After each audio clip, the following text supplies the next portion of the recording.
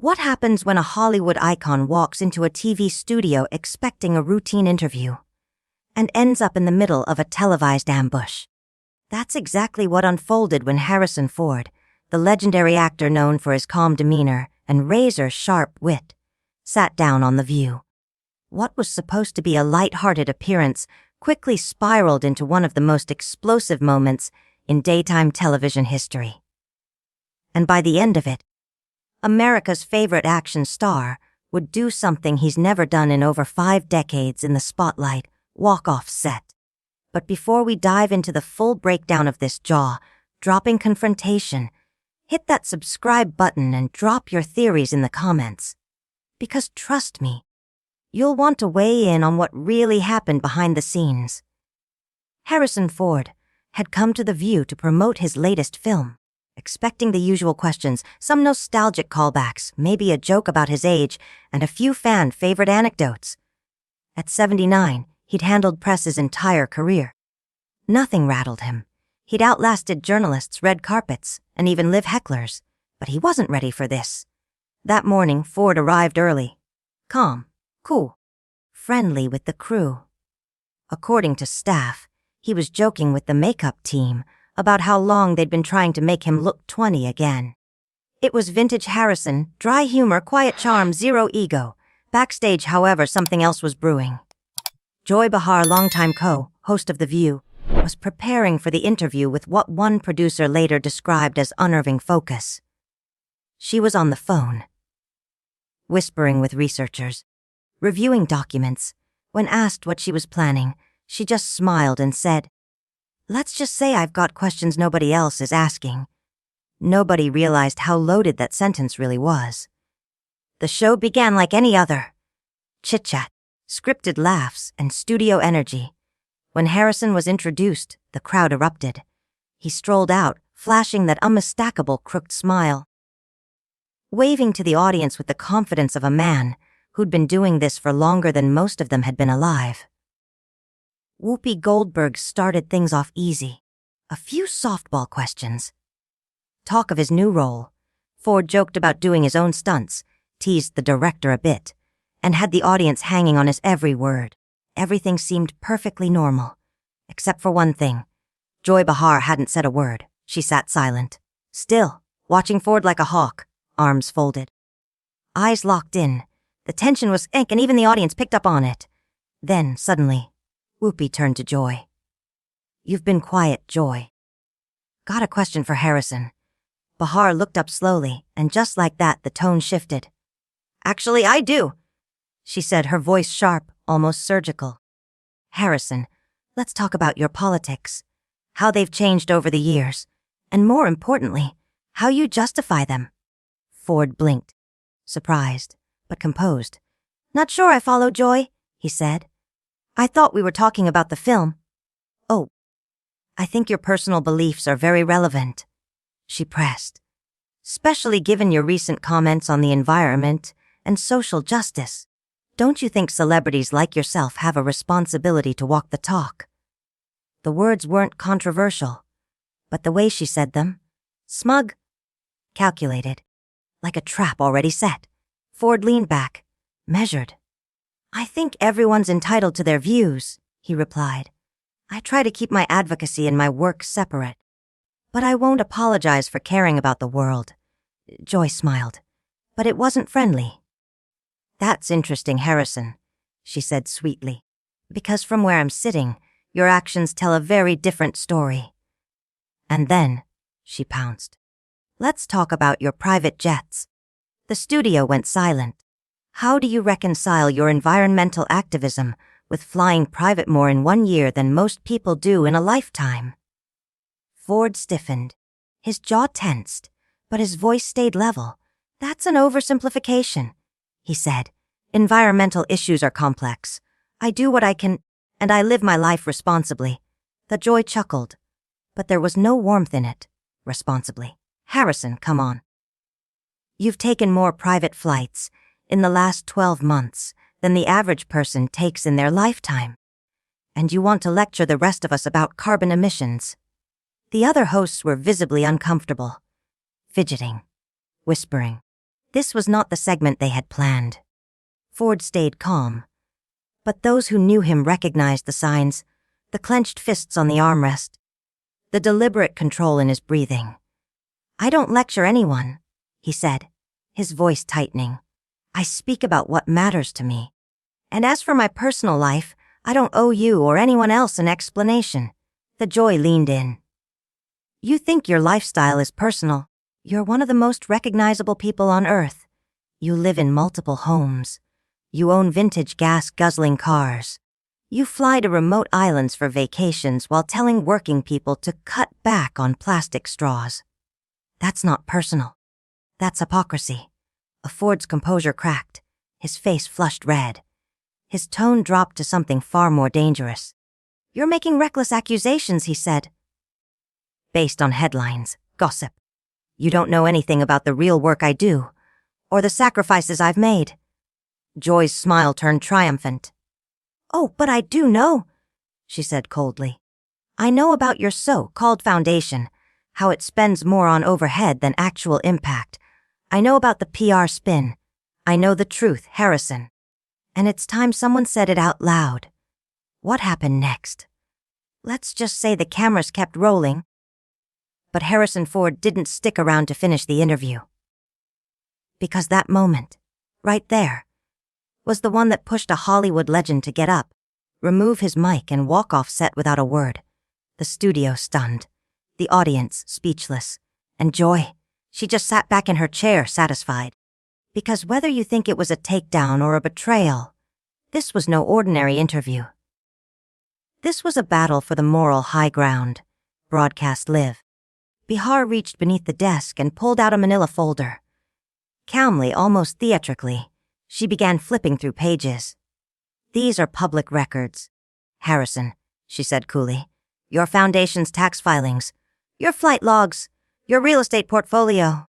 None of this is speculation." The air in the studio went razor thin. You could hear a pin drop. The audience was dead silent, eyes darting between the two like spectators at a prize fight. Even the camera operators had frozen in place. Ford's breathing had shifted. Sharper now, heavier. The legendary calm that had carried him through decades of media appearances was slipping. The famous Harrison Ford temper was starting to surface. He leaned forward, voice tight and low. "What exactly are you trying to do here, Joy?" "Embarrass me on national television. You want a viral gotcha moment. Well, congrats. You got it. You've made this miserable for everyone involved." Behar's smile widened, confident, calculated. "No, Harrison. I'm trying to have an honest conversation. One about accountability. You can't call yourself an environmental crusader when it's convenient and ignore your carbon footprint when it's not. You don't get to play moral authority when you're living in a contradiction." Ford snapped upright, his voice rising for the first time. "You want to talk about accountability?" He shot back. "Let's talk about journalists who ambush their guests instead of having real conversations. You're not looking for truth. You're looking for blood." The tension spiked. The other hosts were shifting uncomfortably in their seats, unsure whether to jump in or duck for cover. Whoopi tried to interject, "Let's talk about the movie," but it was too late. The line had already been crossed. Behar turned defensive. "I'm not ambushing anyone," she said, voice tight with restraint. "I'm asking tough questions. That's my job. If you can't handle being challenged on your beliefs, maybe you shouldn't be using your platform to push political messages." Ford's eyes flashed. "Don't you dare lecture me on what I can or can't stand for," he growled. "I've been fighting for environmental causes since before this show even existed. I've donated, I've campaigned, I've tried to make a real difference. What have you done, Joy, besides sit behind a desk and tear down the people actually doing the work?" The words hit like a thunderclap. Behar's face went pale, then flushed with red indignation. The audience gasped. The production crew stood frozen behind the cameras. Behar's voice trembled with fury. "Excuse me," she snapped. "What have I done? I've spent my career holding powerful people accountable. I ask the questions people are too afraid to ask. That's not ambush, Harrison. That's journalism. Ford laughed. Sharp. Cold. Journalism, he repeated. Is that what this is? Because from where I'm sitting, it looks a hell of a lot more like performance art. Manufactured drama for clicks and outrage. You came into this with an agenda, and you've been executing it since I sat down. The mask slipped. Behar's voice cracked with emotion. How dare you question my integrity? She barked. I've been doing this for 30 years.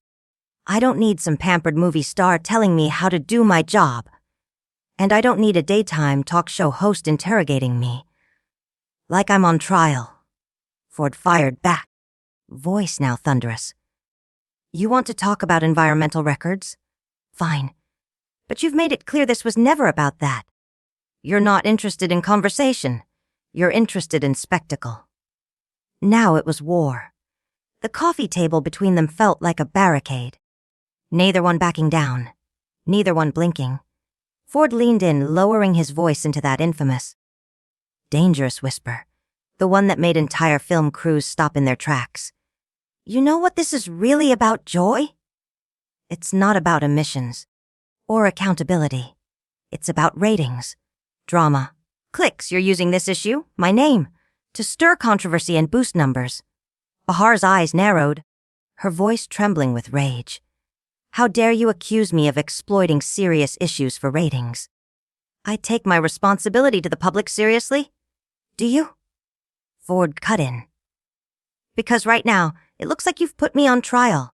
And you're acting like judge, jury, and executioner. So tell me, Joy, when did the view become a courtroom? Around them, the other hosts sat frozen. Desperate glances were exchanged, but no one moved. The cameras kept rolling. Behar's voice rose again, now barely holding back a scream. I'm asking you legitimate questions about your public behavior, your public contradictions. And if you can't handle that, then maybe you shouldn't be speaking out on political issues at all. Ford rose slightly in his chair, his face stone. And if you can't handle conducting an interview without turning it into a public execution, maybe you shouldn't be hosting a talk show. Ford didn't hesitate. You want to talk about my environmental work?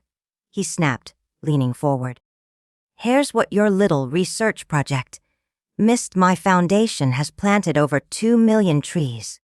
We've funded renewable energy projects across 12 countries. We've installed clean water systems in 30 communities that never had access. That's real impact, Joy. Behar waved her hand, unimpressed. Anyone can throw money at a problem, Harrison, she said coolly. That doesn't erase the contradiction in how you live your life. Ford's voice dropped. Dangerous, steady. Contradiction? He repeated. The real contradiction is sitting across from me at this table.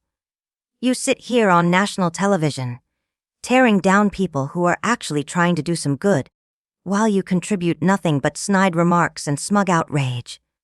I contribute plenty. Behar shot back. I hold people accountable. I ask the questions your PR team works overtime to avoid. I don't let celebrities hide behind image consultants and sound bites. No. You ambush them, Ford said sharply. You turn interviews into public stonings and call it journalism. There's a difference between accountability and attack. Joy, and right now you've crossed the line. The confrontation was spiraling fast. Stagehands behind the cameras were frantically signaling to producers.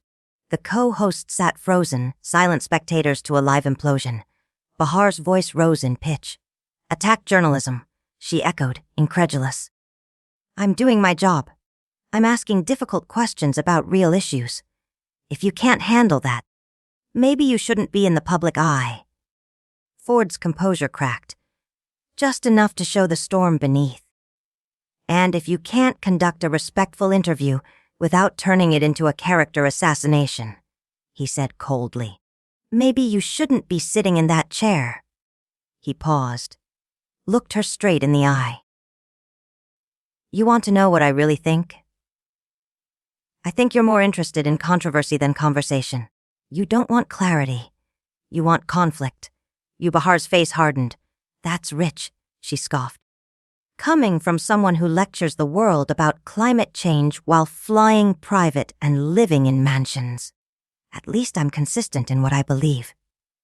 Ford suddenly stood. His chair scraped back with a jarring screech that echoed across the now silent studio. Consistent. He repeated, his voice cutting like glass. You've spent the last 20 minutes pretending this is about the planet. It's not. This is about you. About your ego. You don't care about climate change. You care about going viral. Behar stood too, matching his posture, her tone suddenly commanding. Sit down, Harrison. That did it. Ford's eyes burned with fury. Don't you dare tell me what to do. You've been trying to humiliate me from the second I walked on stage. I played along. I answered your questions, but I'm done playing your little game. Game. Behar scoffed, rising to full height, eyes blazing. This isn't a game. This is about holding the powerful accountable for their words and actions. Or does that only apply when you're the one asking the questions? Ford's voice cut through the air, low and sharp. No. This is about you trying to look important by tearing down someone who's actually trying to make a difference. He paused. Let the silence land. You want to know what's really hypocritical. A daytime talk show host making millions, lecturing others about privilege. The words hit like a slap. Behar went pale, then crimson with rage. You don't know anything about me or what I've done for this country, she hissed. Ford stepped closer, not backing down an inch. And you don't know anything about me besides some flight logs and tax records. But here's the difference. I'm not pretending to be something I'm not. I'm an actor who gives a damn. You're a personality pretending to be a journalist. I am a journalist. Behar barked, now visibly trembling with anger. I've been in this seat for over 30 years. I don't need a Hollywood pretty boy lecturing me about credibility. Ford let out a bitter laugh. There it is. The real Joy, the one who trades in condescension the second she starts to lose. Finally, one of the co-hosts, Goldberg, attempted to step in. "Kay, let's all just take a breath," she said, hands raised. "We can maybe steer this conversation back." But they didn't hear her. They weren't listening anymore. They were locked in. "You know what your problem is, Harrison." Behar spat. "You can't handle being challenged by a woman who isn't impressed by your movie star charm. You're used to people fawning over you. This is a wake-up call. And you know what your problem is, Joy," Ford countered. "You can't stand that some people are actually out there trying to fix things while you sit behind a desk lobbing grenades. Your whole career is built on conflict and division." The words landed like a gauntlet. They stood across the table, breathing hard, no masks left. Professionalism was gone. The cameras were still rolling, but neither seemed to care. "I've built my career on truth," Behar said, her voice shaking, "and on holding people accountable." "I can handle the truth just fine," Ford replied, his tone now chillingly calm. "What I can't handle is dishonesty dressed up as journalism. You don't care about the issues. You care about the headlines." The studio felt like a powder keg. No one moved. No one breathed. This wasn't just an interview anymore. This was a full-scale confrontation, and neither one of them was backing down. "What exactly do you mean by that?" Behar demanded. Ford's eyes locked on hers, his voice slow and deliberate. "I mean people who've built entire careers out of cynicism. Who pretend they're asking tough questions, when all they're really doing is manufacturing outrage for attention." Behar's expression twisted with fury. "You arrogant, pompous, hypocritical piece of Hollywood trash." The words landed like shrapnel. "You think your movies and your money make you untouchable. That your opinion somehow matters more because you're famous." A sharp gasp rippled through the studio. Even the hosts looked stunned. Ford didn't flinch. He didn't blink. A stillness settled over him, a calm that felt far more dangerous than rage. "What did you just call me?" he said softly. "You heard me." Behar snapped, completely unaware, or uncaring, of the line she'd just crossed. "You're nothing but an overpaid actor who lectures the world about morality while living above it." There was a long pause. Ford's jaw tightened. When he finally spoke, his voice was cold as steel. "You know what, Joy? You're absolutely right about one thing. I am overpaid. I make a lot of money pretending to be other people, but at least I know what I am." Behar narrowed her eyes. "What's that supposed to mean?" "It means I don't pretend I'm saving the world by tearing others down. I don't play journalist when I'm really just playing to the outrage machine. I don't pretend ambushes are interviews." Behar leaned forward. "How dare you question my professionalism? I've been holding people accountable long before you started caring about anything beyond your box office returns." Ford's laugh was bitter. "Holding people accountable? Is that what you call this? Because from where I'm sitting, it looks like a public execution dressed up as journalism. Maybe if you practiced what you preach, this wouldn't be necessary." Behar fired back. "But instead, we're sitting here talking about your hypocrisy." Ford leaned in, voice rising. "You want to talk about hypocrisy? You work for a network owned by one of the largest corporations on the planet, a company whose carbon footprint dwarfs anything I've ever done. And you sit here acting like you're some environmental crusader. That's completely different." Behar began. "Is it?" Ford cut her off. "You take a paycheck from companies that profit off pollution, and then you turn around and attack me for my lifestyle. That's not activism, Joy. That's convenience." Behar's voice cracked as she pushed back. "At least I don't fly in private jets while telling people to drive electric cars. At least I don't live in 5 homes while preaching about sacrifice. And at least I don't ambush my guests and call it integrity." Ford shot back. "You've spent this entire interview trying to break me down. Not to talk about solutions. Not to move the needle, just to score a viral moment. I'm exposing the truth." Behar insisted, her voice fraying. "No," Ford said, almost whispering. "You're exploiting the moment. You're using outrage as currency, and you don't care what gets destroyed in the process." Behar's voice cracked.